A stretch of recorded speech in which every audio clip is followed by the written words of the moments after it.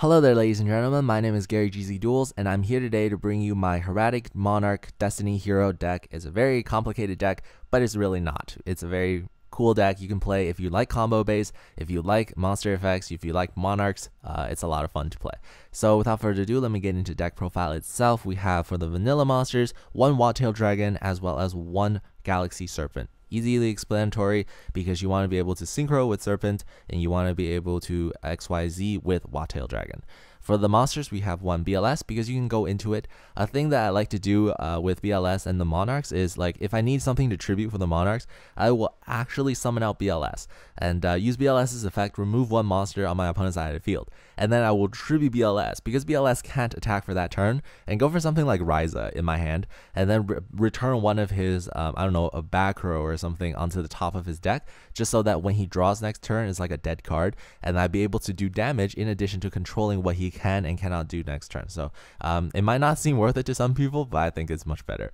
3 Caius, because Caius has a really OP effect. It's just basically when it's summoned, you just remove one card. How much better can you get from that? 1 Majesty's Fiend. This is a new card that comes out in Primal Origins. It's a very cool effect. Its effect says you can't use your effects. Neither player can use their effects, and that's pretty cool. You can use this against Boojins. You will wreck them because they can't use their turtles, they can't use their cranes. You will use this against mermails and they can't use their Lindy, they can't use their marksman, etc. They can't use those things. You can use them against Girgia. When they summon out a Barredo, they can't, go for the combo after combo, and that's pretty cool. Also, we have 3 Ryza. The reason why I only play 1 Majesty's Fiend, because it kind of conflicts if you draw more than one, and you ideally only want to be able to, you ideally will get into it because of the massively consistent draw engine it's inherent within this deck. Okay, so 3 Ryza, really good effect as well. For the Hieratic engine, we run 1 Su and 3 Tefnuit. It's because Tefnuit is very, very key, so you need the maximum number. But Su is just like a really cool tech card in there as well. It has a cool effect of like being able to destroy a back row by tributing 1 Hieratic Dragon from your hand. And it also has a cool effect where you special summon this card by tributing a Hieratic Dragon. So what you can in fact do is special summon special summon out Tefnuit, special summon out Su by tributing Tefnuit.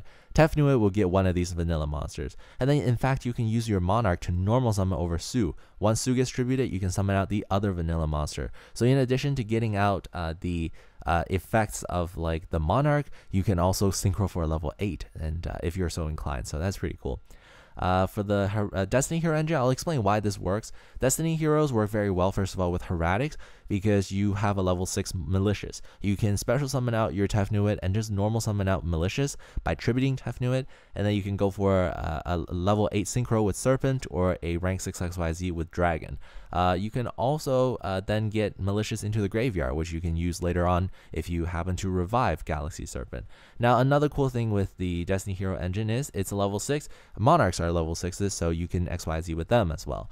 But in addition to that, Monarchs require tribute material, and Malicious provides a couple of tributing materials. If you happen to have 1 copy of it in the graveyard, you can remove it, special summon 1 from the deck, and then you can tribute that one and then go for a Monarch, and that's a really effective way to get off your Monarch effects quick and efficiently. Now, we play 2 Diamond Dudes. Diamond Dudes are really cool too because you can summon them out. Monarchs tend to have a bad turn 1 move, which I kind of disagree because you also play Karkardi. But yeah, the people say you have a bad turn 1 move, but you really don't. If you have Diamond Dudes, which you can summon, use an awesome effect. Diamond Dude might reveal a Seal of Convocation, and next turn you get a free search. Diamond Dude might reveal something like an Upstart Goblin. Next turn you get a free draw. Might reveal something as really cool as Allure of Darkness or Destiny Draw. You can draw 2 next turn, and then you can also reveal things like Soul Exchange. And if your opponent summons a monster on his turn, next turn you can tribute his monster. It's just a really cool card overall, very good effect. If you get it, you can also use it to discard for the cost of drawing 2 cards for Destiny Draw. Okay, speaking of drawing, we also have Karkardis. Very consistent card, very good turn 1 move. You also, in addition to Karkardi, have some protection from preventing from being OTK'd by Battle Fader, so you have 2 of those as well. We don't play any traps, we always play our spells in addition to our monsters, so we only have 1 Allure of Darkness, 3 Seal Convocation because you want to get into your Tefnuits and stuff. These guys are the primary source of tributing. You also want to have 2 Wingbeat of the Giant Dragon because Heavy Storm is banned, and Tefnuit is very, very OP and easy to get.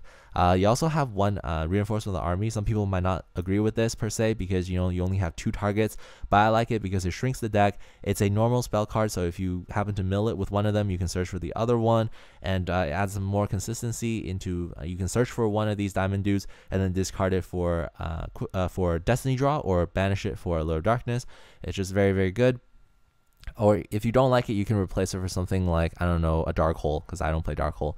Also for spells, we have 3 Destiny Draws. No point in arguing that. You need 3. You have a lot of monsters to discard.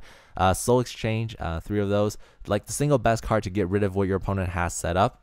Your opponent has Draco Sack. Cool story, bro. Uses the Soul Exchange on the Draco Sack, and then tribute the Draco Sack, destroy his banish his back row with Caius, or return his back row to the top of the deck with Ryza. It's funny. It's cool. And then we have 3 Upstart Goblins just to get the consistency of the deck up. Plus, it's a normal spell card, which if you reveal with Diamond Dude, you get a free draw next turn. And then lastly we have Foolish Burial for Malicious, Foolish Burial for these Vanilla Dragons if you want to shrink your deck, so it's never dead. And if you happen to have a BLS in your hand and you really want to have like a dark monster in your graveyard to banish, you can use this as well to get, I don't know, a Caius down or maybe a Diamond Dude down, which you can banish. For the extra deck, we have one Jeweled Red Dragon. It's not out, so you can use normal Red Dragon until it comes out. It's a very good effect. We also have one Crimson Blader, one Scrap Dragon, one Colossal Fighter, which I think is very good against Bujins in particular, because you attack into their Yamato. Do they use Crane? They use Crane. Your monster gets destroyed by battle. It comes back, and then you can attack the Yamato again. It's just pretty cool. Normal Stardust, and then the Stardust Spark Dragon, and we have HTS, the only level 6 Synchro monster. For the XYZs, we have one Gaia Dragon the Thunder Charger, we have 2 Ptolemies N7, one Photon Strike Bouncer, one Sword Breaker. I don't know about this one very much, but it's a pretty good card with a pretty good effect. Lion Monster Chariot Heschel, and its effect reads: you can detach 2 materials. You can destroy 1 face-up monster your opponent controls and 1 face-down spell or trap your opponent controls. So it's pretty cool. Gauntlet Launcher, you get to destroy 2 monsters. And Exa Beetle, not XYZ Beetle, Exa Beetle. You can use this effect to just get rid of any generic face-up card. So it's not it's a send to the graveyard, so it's pretty cool effect too. So you can bypass things like Stardust. For the side deck, we have 2 Vanity's Fiend, because you don't special summon too much except for like preparing for tribute summoning, whereas a lot of mainstream meta decks special summon. For Vanity's Fiend, the lot of mainstream meta decks right now who use a lot of monster effects have very small monsters, so it's very safe to have like a Vanity's Fiend, because what you can do is you can effectively use Vanity's Fiend and your opponent can't use Lindy. Your opponent can't use Bujin Yamato. Your opponent cannot use Fire Fist Bear. So like your 2,400 attack seems pretty dominant. So you might say, look, they have back row. They will be able to get rid of your Vanity's Fiend. Yeah, but you forget that I have a lot of good efficient back row clear, right? I can special summon out the Tefnuit, ask for a response. No response, I'll use Wingbeat Giant Dragon, return Tefnuit, destroy all his back row. Special summon out Tefnuit, and then tribute Tefnuit for my Majesty's Fiend. Now he is safely protected from back row, attacks over your small Yamato, and I control the field from there. 2 Maxi, because you want to be able to draw into more cards, and you want to be able to stop OTKs. You have Battle Fader, so it's not like drawing for no reason. And you have 2 Effect Veilers. 3 Missile Space Typhoon.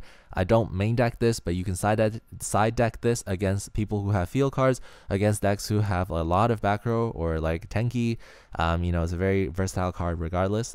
2 XYZ Encores. The reason why 2 is not 3 or 1 is because I think Evil Swarms are relevant enough, whereas to bring you some trouble, but they're not super relevant as to warrant 3 copies. And plus, this is an okay card. You can use this against decks that have XYZ summoning, but it's not that often that you would side this in. And lastly, we can't have a trapless deck without Royal Decree, which hates all traps. It's really good for this deck in particular because you depend more on monster effects. You depend on monster effects. That's 1. 2, you don't necessarily.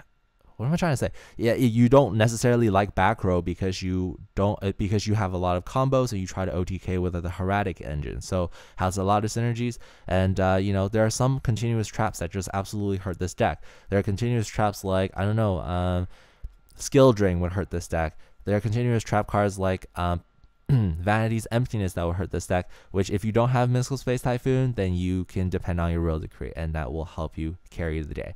I hope you guys enjoyed this video. Hope this was informational. It's a very fun deck to play. I would recommend it for anyone at any level of playing. It's just a fun deck overall. It's pretty competitive too, as you can see from some of the videos I've posted up. If you have any questions, drop it in the comment section down below. I will answer them. And other than that, this is gzduel signing out.